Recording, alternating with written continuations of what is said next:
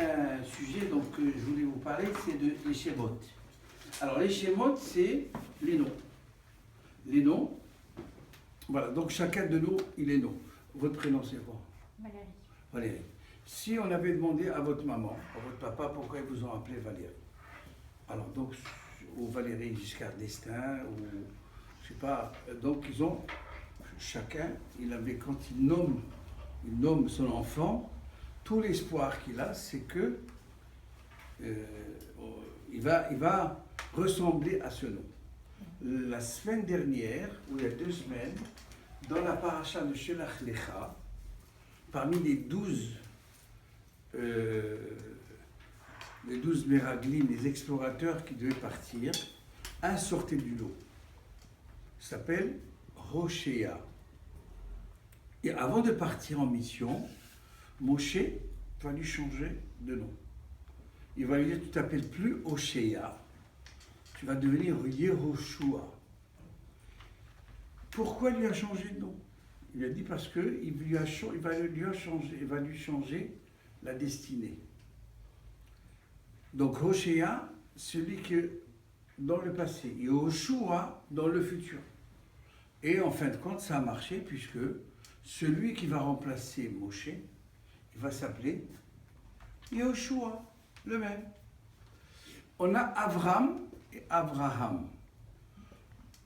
Avec Avram, le premier patriarche, ça ne marchait pas, il n'y avait pas d'enfant. Dieu lui dit, tu t'appelleras plus Avram, mais Abraham. Donc, Abraham, Avramon Goyim. Tu seras le patriarche de toutes les nations. Et donc, pour ça, tu auras une descendance. On a dans plusieurs, par exemple, les personnes qui se convertissent, ils choisissent un prénom. Chacun, il a. Bon, à part Joseph, lui, qui est né avec Joseph. Lui, est-ce vous allez changer votre prénom? Non. Pourquoi? Parce que j'aime bien mon prénom, puisque c'est un nom hébreu. Et alors? De toute façon, j'aime mon prénom très honnêtement. Mais vous aurez peut-être aimé que le prénom corresponde à votre caractère. Est-ce que Joseph, c'était celui qui a dirigé? Yosef, c'est quand Rachel elle a eu un fils, elle a dit que Dieu me donne un autre. Elle a eu un autre ou pas? Oui. Il s'appelait Binyamin. Oui. Mais pour Binyamin, ça n'a pas marché parce que en accouchant, elle est morte. Alors il a dit Binyamin, c'est mon fils de droite. Elle l'a appelé Ben-Oni, le fils de mon malheur. Mais Yosef, c'était que Dieu me donne encore un autre. Donc chaque prénom, il a une destinée. C'est-à-dire que ça va donner l'avenir. Et donc pour ceux qui ont la chance de pouvoir choisir leur prénom, c'est qu'il faut qu'ils réfléchissent, qu'ils étudient. En fin de compte, si on avait le temps, on aurait amené une application, et on aurait donné toutes les données, gentil, serviable, se faire avoir et tout, et ça va donner un prénom. Et à ce moment-là, voilà, Chloé, elle s'appellera plus Chloé, mais elle va s'appeler, quoi, pas encore. Alors Binyamin, à côté, c'est Benjamin, c'est ça? Jonathan. Jonathan, pardon. Alors Yehoyathan, c'est Dieu qui a donné. Ça veut dire qu'il va être au service de Dieu tout le temps. Donc on a plusieurs. Dali, c'est quel prénom vous avez pris? Shoshana. Alors Shoshana. La rose par exemple, une rose.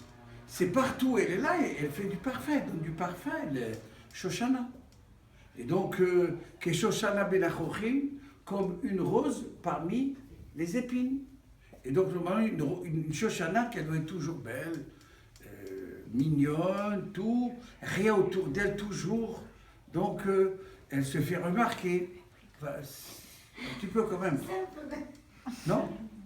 Non, c'est pas ça, Shoshana? C'est aussi une Shoshana, une belle rose. Elle se fait remarquer parmi les épines. Ah, il fallait choisir un autre prénom. Voilà, donc, le nom, il a c'est une prière pour Hachem.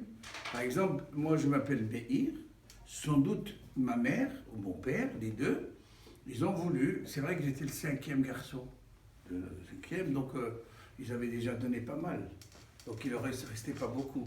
Alors j'étais donc quelqu'un, Meir, qui est deux choses. Il y a une connotation négative ou bien péjorative, c'est que Meir, les Meir, sont, on ne peut pas les cerner. C'est-à-dire qu'on les voit ici, d'autres ils disent comme ils sont comme des anguilles. Ils savent à la dernière minute sortir, et voilà. Mais Meir aussi, c'est celui qui aide tout le monde. Et c'est celui qui illumine partout. Donc soit celui-là, soit celui-là. Quand ça marche, c'est celui qui illumine, celui qui est au service. Quand ça ne marche pas, il dit celui-là, il est partout. Voilà, donc on peut dire que les prénoms, alors dans le judaïsme, quand quelqu'un est très malade, on fait un Shinui Hashem, on lui fait un changement de prénom. Enfin, il vaut mieux le faire avant que ça s'aggrave. Mais si la personne, par exemple, on lui a donné, on donne toujours Raphaël, on nous ajoute, on n'enlève pas un prénom, on ajoute. Ou Raphaël, qui est Dieu, donc qui va être guérisseur, ou Chaim, la vie. D'accord? Donc, on peut changer, on peut donner un autre prénom. Mais donc, un prénom comme ça. Pour les gens qui sont malades, oui. Mais Lara, moi en l'occurrence, est-ce que je peux rajouter. Il serait temps peut-être. Je vais mettre. On change quelque chose. Alors, qu'est-ce que vous voulez prendre? Bah, justement, c'est pas mal, Raphaël avec Sarah. Mais Abigail, elle m'a dit Sarah, elle m'a dit, c'est sûr. Ah, Sarah, c'est la bagarre. Sarah, c'est le carton rouge. Bah oui, c'est ce qu'elle a fait à Agar. Elle m'a dit, fais attention, prends pas ça. Ah oui, Sarah, c'est fort. C'est très fort, Sarah. Alors, Raphaël, c'est bien. Bah, Raphaël, c'est encore une fois, c'est connotation garçon et fille. Donc il faut aussi. Voilà, donc pour dire qu'il faut choisir. Mais puisque vous avez. Il y a tellement de prénoms qui peuvent vous aller. Bah, justement. Pourquoi vous travaillez dans le médical? Non.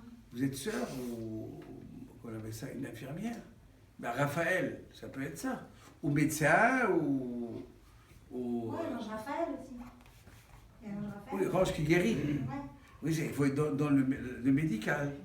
Non, mais j'ai essayé. Ben, peut-être vous allez faire un. Moralement, j'ai essayé de guérir des gens, moi. Eh bien, regardez. À mon avis, si on doit choisir, pourquoi choisir un prénom avec connotation d'un garçon? Pourquoi? Bah, je sais pas, parce que. Chez les Juifs, Raphaël, c'est un garçon. Raphaëlla, peut-être. Ouais. Allez, pour Raphaëlla. Eh bien, on y va, on achète. Alors donc, voilà, je conclue en disant que si une personne, on lui a changé de prénom, elle est morte dans le mois, on ne garde pas le deuxième prénom. Ça ne sert à rien. Mais si la personne est restée un mois avec ce deuxième prénom, à ce moment-là, il garde. Par exemple, le grand rabbin Citruc, quand il était dans le coma, il s'appelait Yosef, on lui a ajouté Chaim. Donc, il s'appelle Yosef Chaim Citruc. Donc, chacun de nous, il peut changer, par exemple, un enfant qui ne va pas du tout dans l'étude ou autre, on peut lui ajouter. Donc, ce n'est pas simplement pour la mort, pour le sauver de la mort, mais on peut changer aussi pour la vie. Voilà. Il ne faut pas attendre toujours la dernière minute pour quand quelqu'un, avant qu'il soit condamné, il vaut mieux qu'il ajoute un prénom. Voilà donc pourquoi Yoshua est devenu Yoshua, parce que Moshe lui a dit, en le bénissant, tu seras donc celui qui va libérer, qui va aider. Voilà donc le changement de nom. On a un deuxième sujet qu'on n'a pas développé, c'est l'habit. Grâce à Dieu, on a parlé il y a quelque temps du pantalon et petit à petit, toutes les femmes, toutes les filles ici présentes, ils ont changé donc de vêtements. Mais il y a un autre, je ne sais pas, bien sûr, vous pouvez sourire dans ces casquettes, je ne comprends pas parfaitement. Oui. Parce que justement, j'ai étudié hier soir, c'était dans le Shulchan. C'est bien gentil de couvrir, mais il ne faut pas que ce soit moulant, parce que sinon c'est contradictoire totalement. On peut déjà commencer par le moulant, après on enlève ça aussi. Mais Parce que justement, quand je passe parfois Shabbat, je vois des... vous voyez pas la photo derrière ou l'image derrière, parce que celui-là, il commence à... Déjà, on fait un effort. Non, mais c'est vrai ce qu'il dit, parce que les nanas sont habillées, franchement. Tzniut, ils sont plus ça, sexy Oui, mais d'abord, que... déjà, il faut enlever le pantalon, après on verra le reste. Du mytho, quoi. Il y a des nanas, franchement, elles arrivent à la joue. Hein, c'est choquant quand même. Ouais, ça fait. Regarde, C'est pire qu'en jean. Regardez, c'est comme quelqu'un qui fait tout ce qu'il faut pour faire Shabbat. Tu dis oui, mais vous savez, Borer, c'est pas ça, parce que vous avez quand même, vous n'avez pas, vous avez pas fait attention aux olives avec le truc. J'ai dit, attends, d'abord qu'il fasse, on est loin de Borer. Attends d'abord qu'il fasse Shabbat, qu'il fasse rentrer à l'heure, qu'il saute à l'heure. Maintenant, à l'intérieur, on peut aménager. Donc, une femme qui fait tout ce qu'il faut pour qu'elle puisse paraître sniout. Maintenant, il manque quelque chose. Mais on va dire, mais tu es rien. Non. Qu'on la calotte, c'est triste. Bravo. Après, on peut aussi dire, vaut mieux qu'elle vienne comme ça, qu'elle vienne pas du tout. Non, mais sûr. Parce qu'après, elle va s'éloigner encore plus de la religion. Ah oui, parce qu'à force de... C'est une marche à la fois. Ce que je veux dire, c'est que parfois, c'est plus provoquant de la manière dont ils s'habillent Tzniut. La Tzniut, c'est la pudeur, c'est de ne pas faire voir toutes tes formes comme si tu étais toute nue. Eh bien, à celui qui regarde les formes, qui n'a qu'à tourner ses yeux, c'est tout. C'est épine. C'est voilà, c'est Flagrant, ce que j'ai vu encore ce Shabbat. C'est pour ça que je dis Et ça. encore une fois, moi, à Clichy, on a le haut, l'étage. Il m'a dit, voilà, la fille. Je dis, c'est Comment t'as fait bizarre, pour j'ai avoir pas vu. Moi, j'ai pas vu. Parce que j'ai pas levé les yeux.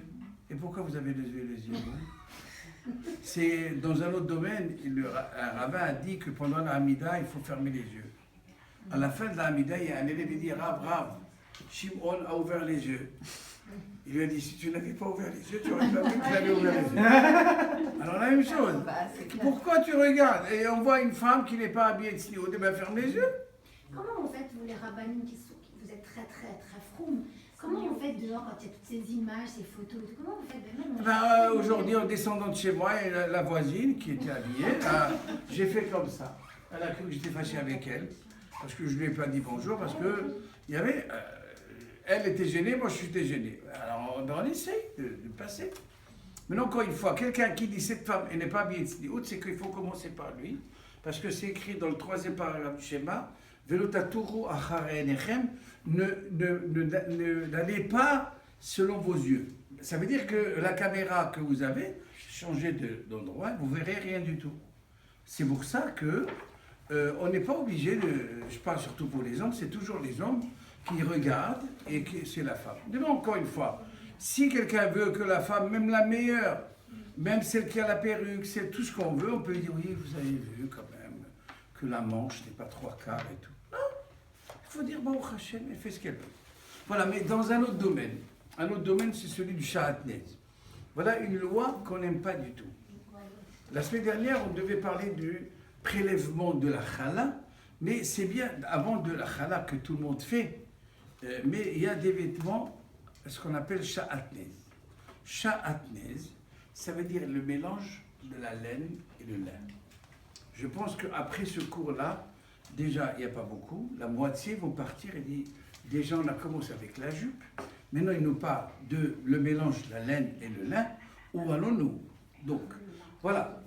Donc, on parle de le mot kasher, on a parlé la semaine dernière, ou il y a quelques semaines, on a défini le mot kasher.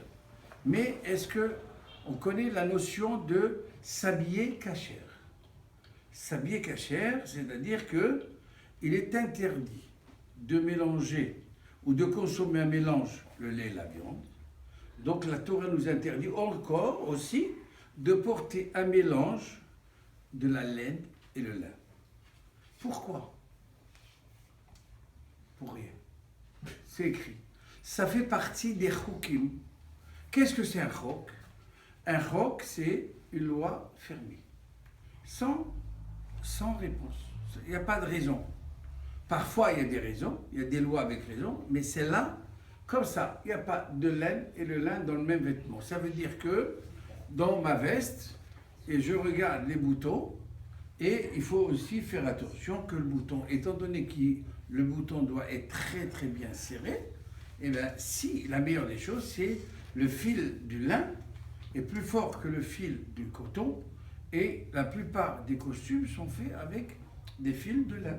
Et ça s'appelle sha'atnez. Alors, donc, c'est un mystère pour savoir que la laine et le lin sont interdits dans le judaïsme. Ça fait partie des 613 commandements. Et c'est pourquoi, donc, on doit faire très attention, non seulement ce que nous portons, mais aussi sur les sièges. Par exemple, un canapé, s'il a des boutons ou autres, donc des fils, on doit faire attention. Alors, comment faire? Donc, tout tissu, n'importe quel tissu. Donc, par exemple, Joseph, il travaille dans le mobilier, et bien, il a des choses, par exemple, s'il vend, alors lui, pour vendre un mobilier, il doit faire très attention qu'avant de les vendre, est-ce qu'il n'y a pas de mélange de la laine et le lin? Et vous faites attention à ça? C'est du bois. Du bois? Il n'y a pas de... Il n'y a pas. Alors, dans le bois, il n'y a pas de laine et de lin. Mais c'est pas grave. Riez, on verra. Donc, tout tissu amené à recouvrir une personne, y compris les couvertures et même les tapis, donc doivent être sans sha'atnez. C'est que le problème, c'est que les vêtements 100% laine peuvent toujours contenir, la loi française, elle permet moins de 5%. On n'est pas obligé de dire que ça fait partie de la composition de la chose. Donc de plus, les étiquettes décrivent souvent la partie extérieure du vêtement en ignorant donc les ornements. Voilà. Donc toutefois, donc d'après les normes modernes de fabrication, la plupart des vêtements peuvent être présumés sans sha'atnez. Pourquoi? Parce que les gens font très attention aujourd'hui, même en Chine, ailleurs, de ne pas, à cause des lois draconiennes, de ne pas faire ce mélange. Donc c'est pourquoi, donc on doit, nous, si on était dans un système normal, toute chose que on achète, on doit le prendre chez qui? Chez un laboratoire. Vous savez, quand on prend un prélèvement de sang pour savoir, eh bien, il y a des laboratoires de sha'atnez. Alors on imagine, vous avez acheté, ou bien Joseph, il a acheté un costume Boss à 1000 euros. Et bien avant de le mettre, il faut qu'il ajoute encore une petite cinquantaine d'euros pour qu'il vérifie comment il fait. Il vaut mieux ne pas voir ce qu'il fait, le monsieur. Il va ici pour voir les épaulettes, s'il y a des épaulettes. Et imaginez-vous un costume tout neuf, et il ouvre avec un petit couteau, le cœur s'en va. On imagine, on a acheté un canapé blanc de Chesterfield, et on l'emmène à la maison, il prend un couteau, et il va ouvrir, il va prélever un petit fil. La femme ou l'homme, ils vont mourir. Voilà. Mais sans ça, on ne peut pas s'asseoir. En fin de compte, si on va dans une maison, on respecte, il faut qu'ils mettent l'étiquette comme quoi? Comme la cache-route. Comme le tampon de la cache-route, il faut un papier comme quoi vous pouvez vous asseoir sur ce canapé, il n'y a pas de sha'atnez. Mais comme on est sûr que ça a été fait partout, on ne demande pas. Voilà donc l'histoire du sha'atnez. Je ne sais pas si vous avez pensé un jour à ça, mais ça existe même à Paris, des laboratoires pour sha'atnez. Voilà, donc oui. Au plus souvent, donc ça serait dans des costumes en lin ou des costumes en laine, principalement, et avec un mélange dedans, ou c'est... Tout costume, toute robe, tout chemisier, autre, il y a un khashad, donc il y a un soupçon, Oui. comme quoi, si on n'a pas vérifié, dommage que je ne vous ai pas apporté. Oui, parce que je ne vois pas encore un costume. Moi, en à laine. l'époque, j'achetais, et là, on allait avant, je ne sais pas qu'est-ce qui se rappelle, qu'on allait dans le 3e, dans un magasin de vêtements, et ce magasin-là, ils vendaient des costumes, ici on ouvrait, et vous avez comme ces costumes et cachère. Je ne me rappelle pas la rue, le rue des Poux, je sais pas quoi. C'est dans le 3e, on a fait pendant quelques années le cours là-bas. Donc voilà, il y avait là-bas, ils vendaient tous les costumes sans sha'atnez. Voilà, dans la majorité des cas, un vêtement qui contient du sha'atnez peut être réparé au laboratoire par un coût minime. Il s'agit de retouches mineures Et dans de cas rares, cependant, il n'y a rien à faire. Donc, il vaut mieux faire quoi? Quand on achète un costume ou bien un tailleur, il vaut mieux garder le ticket de caisse. Parce qu'il y a pas mal de chances que vous allez le ramener, parce qu'il contient du charatnez et on ne peut pas réparer. Mais Raph, c'est marqué sur l'étiquette, genre coton montré, machin. Oui, mais c'est parce qu'on peut mettre moins de 5%. Moins de 5%, on n'est pas obligé de le signaler. Ah, d'accord. Mais par contre, si on achète chez un fabricant, lui, il peut savoir exactement quel genre de fil. Donc c'est pour ça qu'il y a des magasins, la rue Turenne ou autres, qui vendent des costumes sans charatnez. Ils vous donnent un papier, comme quoi. Voilà. Donc, porter simultanément un vêtement de laine et de lin, un autre. Donc, s'il y a deux choses, par exemple, j'ai la veste, elle est pure lin. Je peux la mettre. Et le pantalon, il est laine. Il n'y a pas de problème. Mais du moment que ça, ils ne sont pas ensemble. Voilà. Mais on imagine, quand on met un costume ou bien un habit de laine et de lin, mélange, et bien c'est exactement comme si on portait Shabbat quelque chose dans la poche. Tous les 2 mètres, on paye.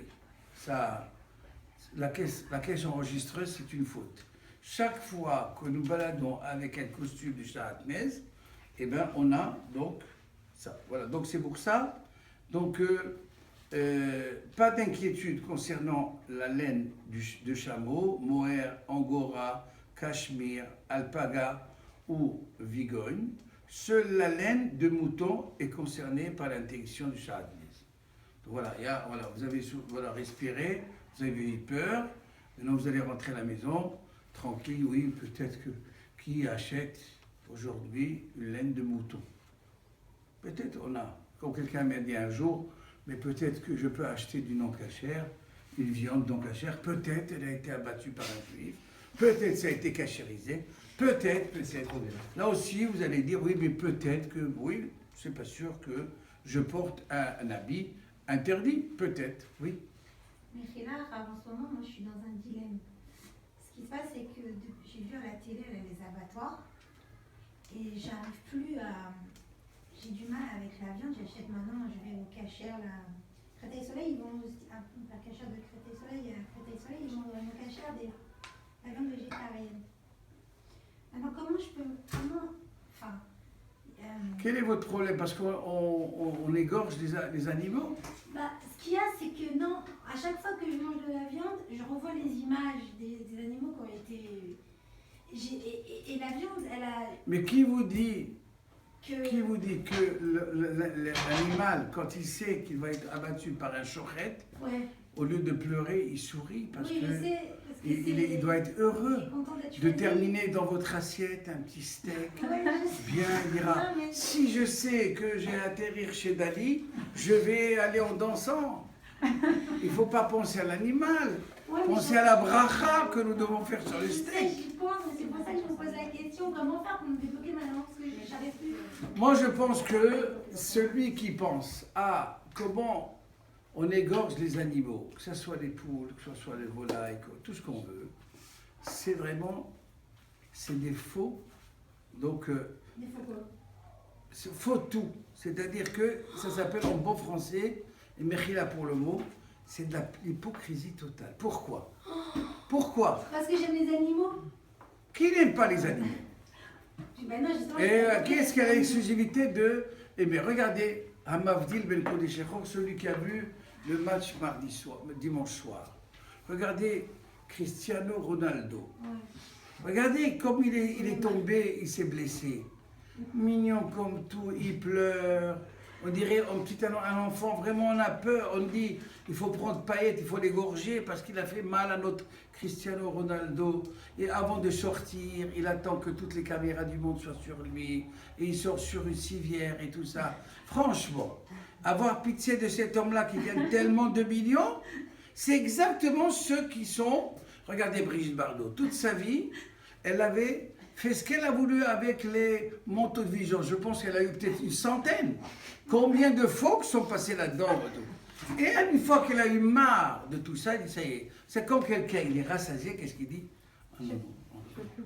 Oh, je n'en peux plus. On m'a Ça veut tué. dire, autrement dit, vous êtes en train d'insinuer que j'en ai marre de la religion alors Non, que je me cache ça veut derrière dire ça. que si la Torah, si la halakha nous a dit que pour Shabbat, parce qu'il faut améliorer le menu, et pour les jours de fête, il faut manger de la viande, et moi je suis pratiquant, ça veut dire que la Torah a pensé à moi. Hachem qui pense qu'on n'a pas le droit de faire du mal à qui que ce soit. Attendez, surtout les animaux. On parle de Rabbi Yehuda Hanassi, le grand maître qui a compilé les textes de la Mishnah. Un jour, quand il est parti visiter un abattoir, et il y a un petit agneau qui s'est caché sous son manteau. Il était long, son manteau. Et il lui a dit, va, mon petit agneau, tu es né pour ça. Il a eu 10 ans de mal de dents. Jusqu'à 10 ans après, il a vu sa femme de ménage, avec le balai, elle voulait frapper les petits chatons qui venaient de naître. Ouais. Il lui a dit, arrête, verachamav, alkol ma'asav. Ouais. Dieu, il est miséricordieux de toutes ses créatures. Donc, le judaïsme, c'est lui qui prône d'avoir pitié de toute créature. Alors, Shabbat, on a le droit de tuer une mouche? Non. Et un moustique qui nous pique, on aurait pu se débarrasser, on ne peut pas. Alors que tous ceux qui veulent nous montrer qu'est-ce que c'est, donc avoir pitié. Le shochet, c'est quoi un shochet? C'est quelqu'un qui a étudié pour avoir pitié de l'animal et de ne pas lui faire du mal, quoi que ce soit. Mais comme depuis Noé, on nous a autorisé de manger de la viande, alors, et si la Torah, elle dit qu'il faut, nous a donné les règles de la cacheroute, les règles alimentaires, on doit les suivre. Oui, Tout le bien reste, sûr. on ne fait pas. Voilà. Parce qu'il y a des juifs qui sont végétariens, donc je me dis, c'est pas parce qu'on est végétarien qu'on n'est pas croyant, quoi. Si, c'est ça autrement. Non, mais on peut remettre tout. On peut remettre tout en mais- question. Non, c'est pas ça. Est-ce que, attendez, le jour de Kippour, on demande à Dieu de nous pardonner si on a fait des fautes. C'est-à-dire, tout ce que tu as permis, j'ai interdit. Et on dit, tout ce que tu as interdit, je demande pardon parce que, donc toi tu l'as permis, moi je l'ai interdit. Pourquoi? Mais j'ai le droit. Dis non. Si Dieu nous a permis quelque chose, je ne peux pas être plus que lui. Moi je dis, Dieu, il est trop gentil, lui. Moi, je connais mieux. Ça veut dire quoi?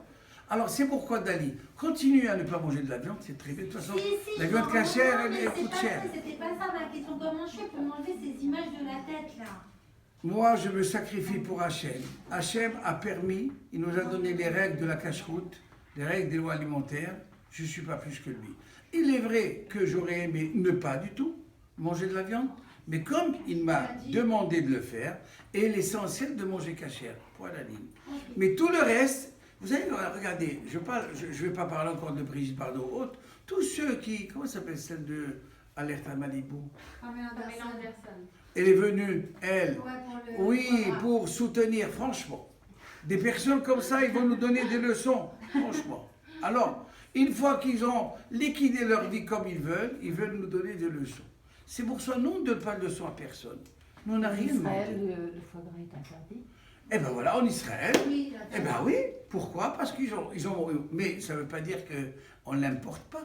Eh bien les usines qui faisaient du foie gras en Israël, ils sont partis en Pologne et en Roumanie. Et ils n'ont pas du tout senti qu'il y a un manque de foie gras. C'est pas grave. Même en France, ils vont interdire bientôt. Ne vous inquiétez pas, ça va enrichir la Roumanie et la Bulgarie et la Pologne et tout. Et bon, on mangera le même foie gras. Simplement, ça ne sera pas ici, ce sera là-bas. Donc simplement, ils le savent bien. Ce n'est pas interdit en Europe, c'est interdit en France. Donc moi, je pense encore une fois, on n'est pas obligé de manger du foie gras. Regardez-moi le surimi. Et puis tout ce qu'il y a, vous savez, les petits, comment on appelle ça? Crevettes. Les crevettes, les substituts de crevettes. Pourquoi j'ai jamais mangé de ma vie? Parce que je me suis interdit. Ils n'ont rien fait. Mais le surimi, par exemple, ma fille, elle raffole. Mais moi, je ne mange pas.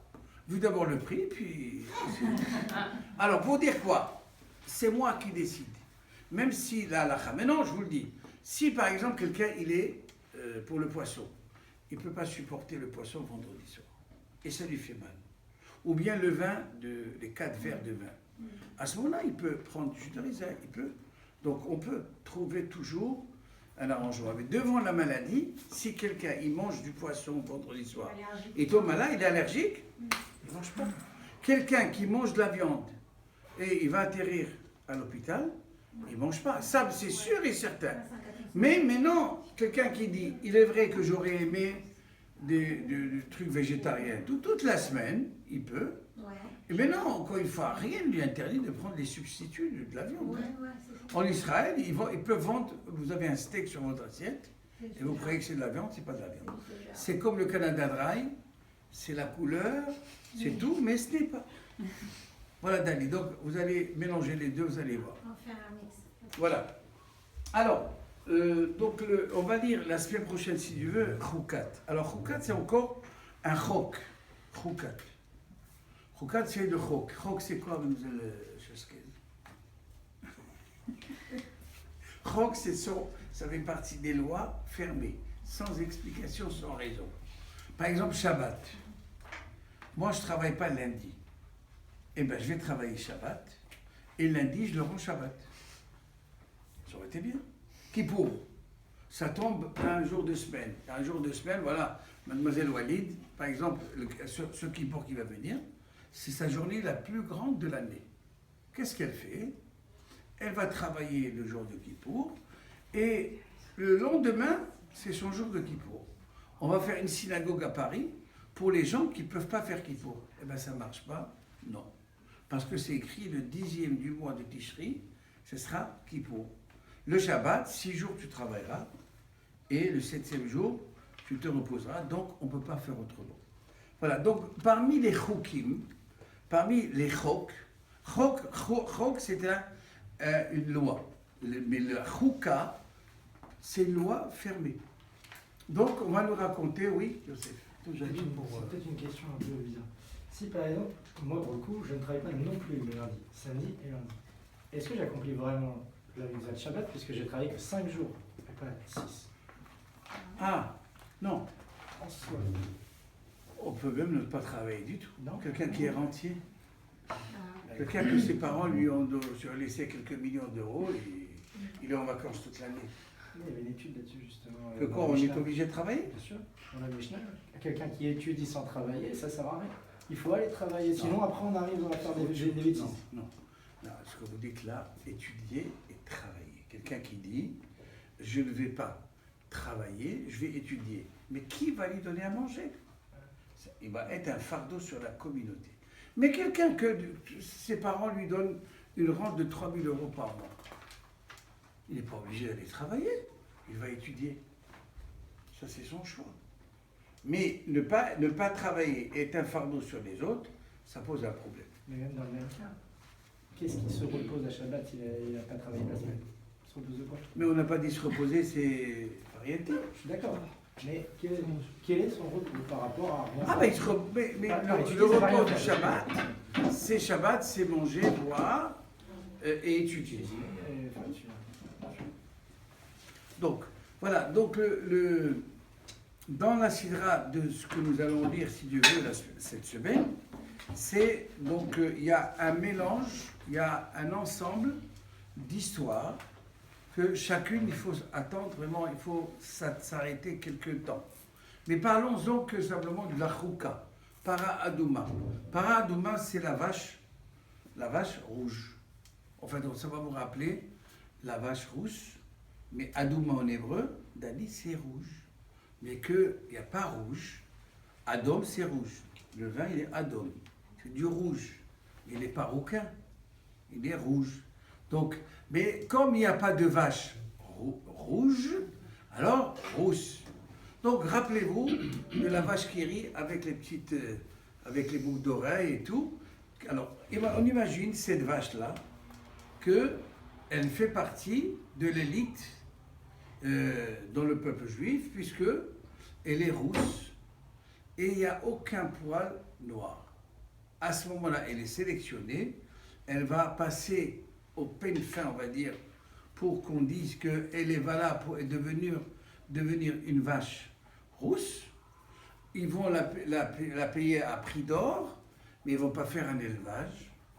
Ils vont simplement l'égorger, brûler donc la brûler, et les cendres, ils vont servir à purifier des personnes qui ont contracté, donc ils ont touché un être qui est décédé, qui est mort, et pour le rendre pur, il faut donc qu'il attende le soir, et le Cohen, comme M. Michael Cohen, il va l'attendre le soir, et il va l'asperger de cette eau lustrale, ce sont les cendres de la vache rousse, avec de l'eau qui est prise en bas, dans les sous-sols du tabernacle ou du temple.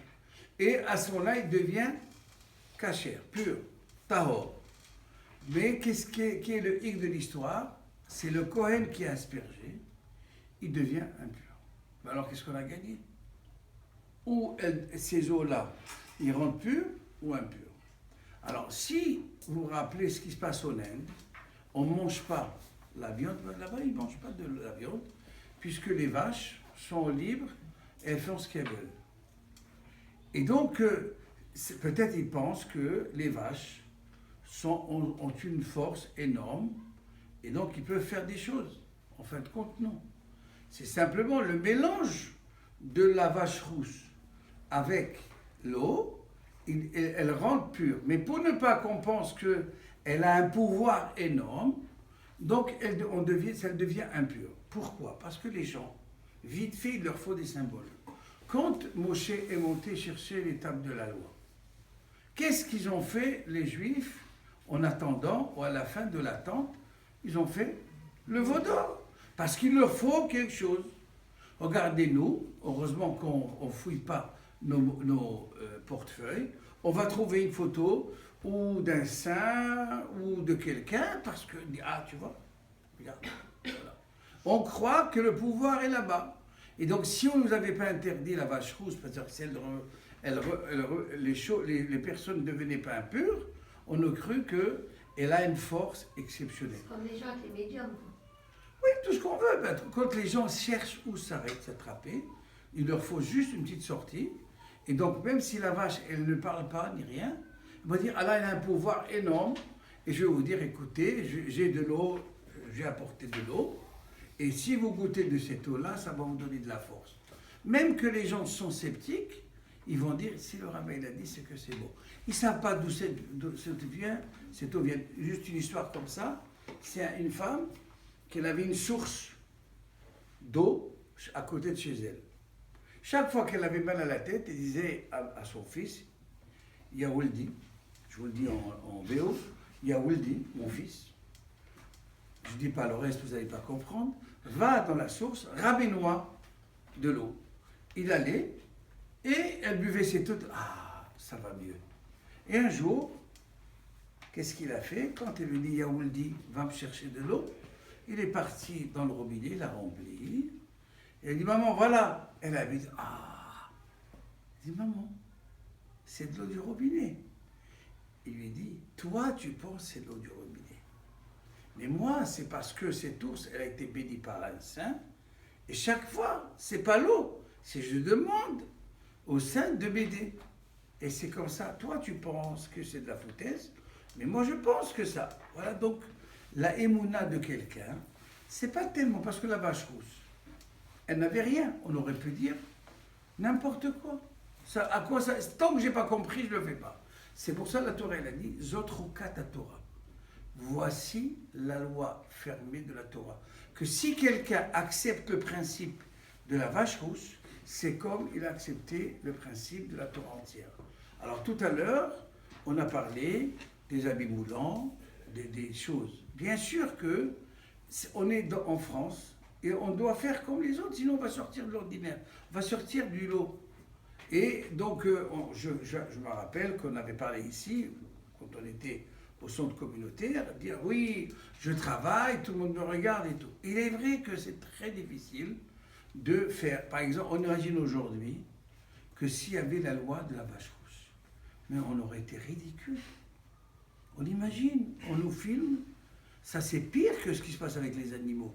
On va prendre un animal, qu'on va le sélectionner, qu'est-ce qu'on fait avec? On va l'égorger pour faire du cendre et on va le manger avec de l'eau, on asperge. Mais tout le monde va dire, on imagine la risée de tout le monde. Mais si on dit c'est la émouna, c'est la foi, à ce moment-là, ça remet les choses à leur contexte. Donc il est vrai que Shabbat, c'est ridicule de dire que j'ai des petits pois et carottes. Et pour les manger, je n'aime pas les carottes, je ne peux pas les mettre de côté, il faut les manger. Mais qu'est-ce que ça peut faire? Mais c'est l'assiette, je mange ce que je veux. Est-ce que, franchement, si je mets de côté les carottes et je mange des petits pois, est-ce que les carottes vont être vexées? Ça peut faire. Oui. Juste, l'histoire de la vache rousse, c'est l'histoire du veau d'or ou pas? Pas du tout. En quelque sorte, si, il y a un lien. Ceux qui ont dit non, vous avez eu pour votre argent. Pourquoi vous dites non? Si, il y a un lien. Non, parce qu'ils n'ont pas lu l'histoire, ils n'ont pas vu le film. Alors, il y a, parce que la vache, c'est la maman. Le veau, c'est l'enfant. On dit quand un enfant, par exemple, casse une vitre, qui est-ce qui paye? Si on n'a pas l'assurance? Les parents. Les parents. Et donc, c'est exactement ça. Étant donné qu'ils ont fauté par le veau d'or, alors c'est une vache qui va réparer la faute du veau d'or. Mais c'est pas cause à effet, c'est pas écrit. Simplement, on a trouvé le lien. Mais c'est l'histoire elle-même de ces lois qui ne veulent rien dire, comme par exemple Borer. Trier, c'est toute la semaine, quand je mange des légumes mélangés, je mange ce que je veux, et Shabbat vient, et je ne peux pas, donc, trier. Mais trier, c'est ridicule. Moi, je vous le dis, ridicule. S'il n'y avait pas la halakha qui nous interdit, c'est ridicule. Voilà. J'ai un iPhone 6 qu'il vient de l'acheter, je ne sais pas combien vous l'avez payé, Jonathan. 800 et quelques. 800. Il est sur je l'ai oublié sur le lit. Et s'il tombe, il se casse. 800 €, vous vous rendez compte?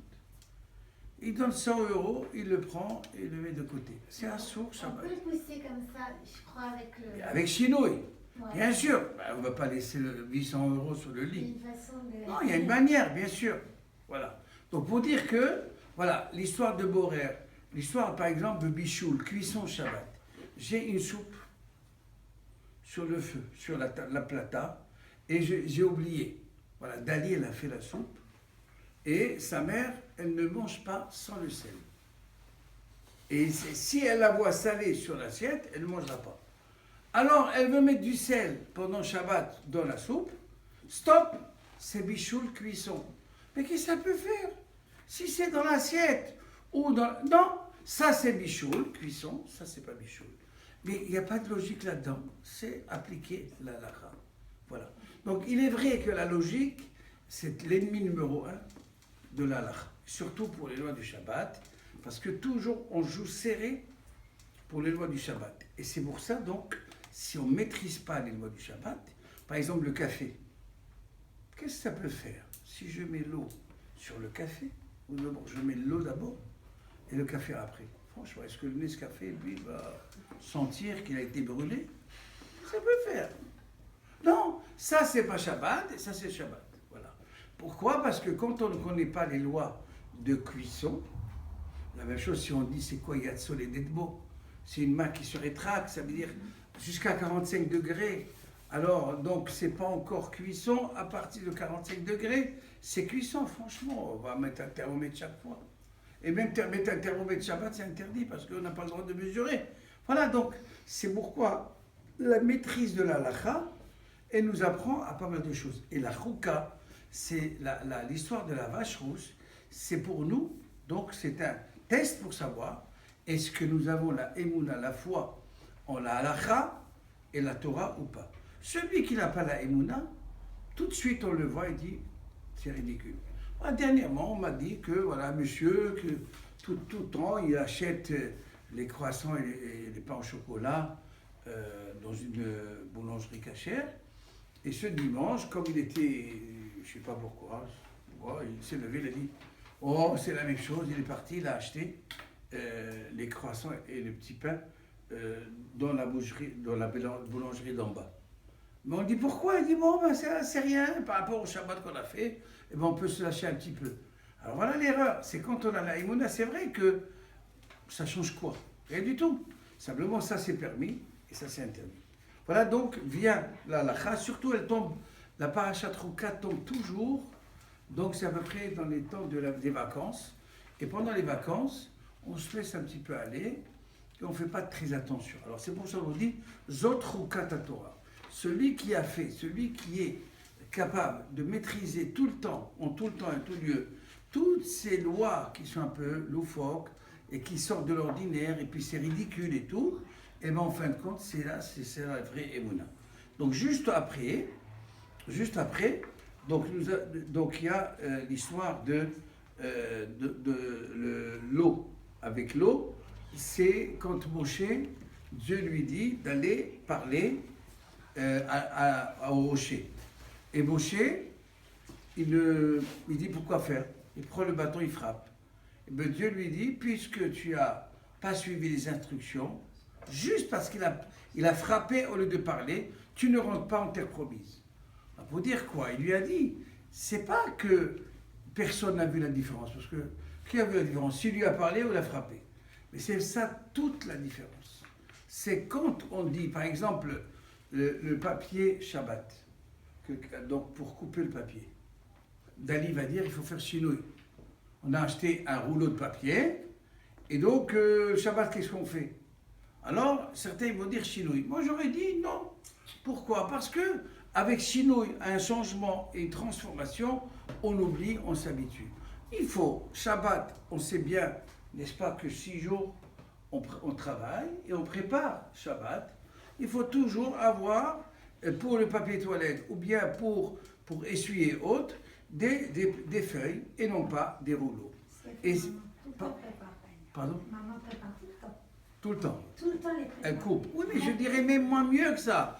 Je ne veux pas. Ça se vend. Les papiers toilettes, Ouais. ils se vendent en feuilles. Et alors, qu'est-ce qu'on fait nous? Moi, je dis, on ne fait pas rentrer des rouleaux. Pourquoi? Parce que, à force, on oublie. Si on achète tout le temps des feuilles, eh bien, il n'y aura pas de problème. Shabbat, il n'y aura pas de problème. La même chose, On veut prendre, moi j'ai pris l'habitude d'acheter les deux. Et j'achète tout le temps les deux. c'est en pas même interdit temps. du tout. Mais je dis, pour ne pas arriver à avoir ce dilemme, j'arrive Shabbat et je n'ai que des rouleaux. Et Chloé, ne dites pas Non, moi, que... je- Vendredi, on les coupe. Mais j'ai pas besoin de Non, couper. mais moi, Non, j'ai- les rouleaux. Mais non, moi j'achète déjà fait. On n'avait plus C'est pas la les boîte, toilettes, on avait des rouleaux. Voilà, un problème, c'est ça. on n'achète que la boîte, Voilà. on va avoir qu'une boîte. C'est pour que tu la bouges, pour Alors. manger avec. Il y en a qui coupent Ouais, mais il y a avant. les trucs. Avant Shabbat, ils les coupent. Comme ça, au moins, c'est prêt. Voilà, et je termine simplement pour dire que... C'est comme les sachets de thé, les machins, les trucs. Ben oui. Alors donc, je termine la sira de la semaine dernière, cette semaine que nous allons lire, c'est l'hospitalité. C'est-à-dire que Israël va vouloir passer dans des territoires. Certains vont... Donc, on plante le décor. Israël sort d'Égypte, elle va recevoir la Torah. Après, elle va vouloir aller jusqu'à l'entrée. Et c'est là où il va voir l'histoire des 12 explorateurs. Et entre-temps, elle va passer dans les territoires. Donc certains, en moyennant le tarif, ils payent. Et d'autres, Ammon et Moab. Ammon et Moab. Ammon et Moab, c'est qui Ammon et Moab? Ce sont les descendants de Lot. Lot, c'est le neveu d'Abraham. Et Israël est d'accord et est presque sûr qu'ils vont les accueillir à bras ouverts parce que quand même c'est les cousins. Et Ammon et Moab, il leur dit, si vous approchez de mon territoire, je vous fais la guerre. Et Dieu dit, ne touchez pas à Ammon et Moab. Parce que ce sont les cousins. On ne peut pas faire la guerre aux cousins. Et Israël est obligé de contourner. Mais il y a une chose. Il y a une loi qui sort de là, que Israël ne peut pas se marier avec Ammon, les descendants de Ammon et de Moab. Pourquoi? Parce qu'ils n'ont pas d'hospitalité. Les descendants de Lot, ils n'ont pas d'hospitalité comme les descendants d'Abraham. Abraham, il est né dans l'hospitalité. Ammon et Moab, qui sont les descendants de Lot, ils n'ont pas hérité de cette hospitalité. Et donc, on peut se marier avec tout le monde, sauf les descendants de Ammon et Moab. Et donc, si vous avez l'histoire en tête, vous allez me dire que... C'est les femmes qui n'ont pas le droit de se marier avec les hommes. Vous allez me dire qui est. On connaît bien une Ammonite. et Moabite qui s'est mariée. Ruth, elle vient d'où? De Moab. Et voilà alors. Et donc ils ont fait une belle sortie. Ammoni, vélo ammonite, Moavi, vélo moabite. Que les garçons sont interdits. Ça va plaire les filles, parce que les garçons, c'est eux qui avaient la loi, et c'est eux qui n'ont pas accepté. Alors, pour marier Ruth, pour trouver, on va dire, une ouverture de la loi, ils ont fait ce diouk, cette petite explication, Ammoni, les hommes interdits. Les Ammonites, les Ammoniotes sont permises, les Moabiotes sont permises. C'est comme ça que Ruth s'est mariée avec qui? Je ne me rappelle pas son mari, le dernier. Ça vous dit On rien? va déjà du Boaz. Moi, Boz. Il y avait même une pièce de théâtre. Quelqu'un qui a écrit sur Ruth, Boaz et Boz. Je crois que c'est Victor Hugo, je crois qu'il a écrit là-dessus. Même ça, vous ne savez pas, mais c'est pas grave. Donc voilà. Voilà donc pour l'histoire de la 7 semaines, donc de savoir que c'est quand même une sidra qui est, on va dire, complète, une sidra qui est pleine d'enseignements sur notre Emouna, sur la Emouna, pour dire que sans la foi, on ne peut pas faire quoi que ce soit. Donc il est certain qu'on peut enseigner, on peut apprendre toutes les lois du monde. Mais quand on est seul, on est branché avec le divin, il n'y a que lui qui mais lui ne surveille pas. C'est-à-dire que si nous on veut, on vient comme un sacrifice, et donc tout ce que nous faisons sur cette terre, en quelque sorte, c'est comme un sacrifice pour Hachem. C'est-à-dire quelqu'un m'énerve. Par exemple, voilà, M. Cohen, qui me dit un mot, il m'énerve. Et j'ai envie de lui dire quelque chose. Je me tais. Pourquoi je me tais? Parce que je dis, la Torah m'interdit de m'énerver. Et donc, c'est comme ça. Et je vous ai raconté il n'y a pas longtemps l'histoire du Rav Herrera qui était à Créteil, un Shabbat. Et il a dit, comment on peut éduquer les enfants? Et je pense que ça va rester ici, ça ne sort pas. Parce que si vous l'appliquez dehors, on va nous prendre dans un asile de fous. Et voilà, on imagine que vous avez acheté un canapé tout neuf, quelle couleur? Blanche. Et vous avez des enfants. Et ce jour-là, il pleuvait. Et à ce moment-là, les enfants, quand il pleut, ils adorent mettre les pieds ou dans la boue. Il y a une chanson, dans la boue. C'est pas grave, je ne me rappelle pas. Donc, dans la boue, et ils montent à la maison, plein de boue, dans les chaussures, les tennis, et ils vont marcher où? Sur le canapé, tout blanc. Et il a dit, qu'est-ce que vous allez faire? N'est-ce pas que vous allez vous énerver? Vous allez dire quand même. Vous allez peut-être lever la main. Il a dit, moi, je vous aurais dit une chose. C'est que vous prenez l'enfant et dire, tu vois, c'est pas bien de faire comme ça. Il faut d'abord enlever les chaussures et après tu montes sur le canapé. C'est pas bien. La même chose, il a dit, vous rentrez à la maison et votre femme, elle a fait un repas. Et il n'est pas bon du tout. Il est brûlé. N'est-ce pas que vous allez dire, mais c'est quoi ce repas? Il est brûlé. Eh bien non. Tu dois le manger. Et tu dois lui dire comme c'était bon. Alors il y a le président de la communauté qui l'a dit, si on fait ça, nos femmes nous disent, qu'est-ce qu'ils vous ont donné à la synagogue? L'exomile? Qu'est-ce qu'ils vous ont donné? Il a dit, si on rentre à la maison et on se comporte comme ça, ils vont dire, ah, monsieur Elarar, il est malade, sans doute. Voilà, donc il est vrai on le fait pourquoi? Quelqu'un nous énerve, ou quelqu'un manque de respect. Et voilà, plusieurs fois, voilà, dimanche dernier, donc on a fini Shabbat à Caen, on a pris la voiture à 8h du matin dimanche, parce qu'il y avait un mariage à 11h30. Je viens en tant que rabbin de la Normandie, j'ai une place. Mais simplement que j'ai attendu. Tous les rabbins sont passés sauf moi. moi j'étais aussi à un mariage aussi. Mais vous n'êtes pas rabbin. Non. Mais moi, je suis rabbin. Oui. Différence. Oui. Alors, franchement, j'étais vexé parce que j'ai dit, si j'avais su, je ne serais pas venu de faire tout de Caen jusqu'au Tournel. Et rester anonyme, eh ben, je serais resté chez moi. Voilà. Et il est vrai que c'est un dilemme énorme, énorme, comme M. Cohen dit, il est parti au mariage et Après, j'étais témoin au mariage. J'ai signé dans le tout bas. c'est beau.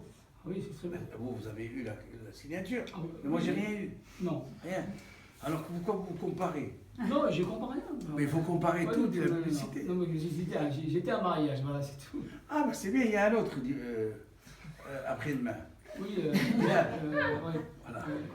Par contre, voilà, aujourd'hui, je suis parti faire un mariage et j'ai tout fait. Tout. Alors, quelqu'un m'a dit, monsieur le rabbin, vous avez vu, hier, heureusement vous n'êtes pas resté sur hier, mais aujourd'hui, regardez, vous êtes le roi. Vous êtes seul, c'est vous qui avez tout pris. Il fallait juste attendre. Voilà. Pour dire quoi? Il est vrai que c'est très, très difficile. Très difficile, c'est presque impossible de ne pas, de garder son calme et de dire que la Torah me dit. C'est très difficile, ça dépend. Mais il faut une lutte constante. Pourquoi? Parce que, imaginons que j'aurais dit un mot au marié ou au père de la mariée. Il m'aurait dit quoi? Il m'a gâché. Il m'a gâché le mariage de ma fille. Qu'est-ce qu'il y a alors? Et alors? J'ai rien dit. Je suis parti, pas très content. Je ne suis pas resté jusqu'à la fin. Je suis parti avant Siman Tov Mazel Tov.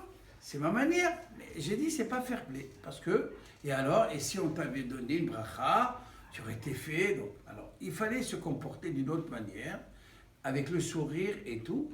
Et pas le sourire extérieur, le sourire intérieur. Et ça, c'est très difficile, ce qu'on appelle la simcha du cœur. La simcha du cœur, il y a un seul qui nous a enseigné ça, c'est Aaron, le prêtre Aaron, qui est mort dans la sidra de Choukat.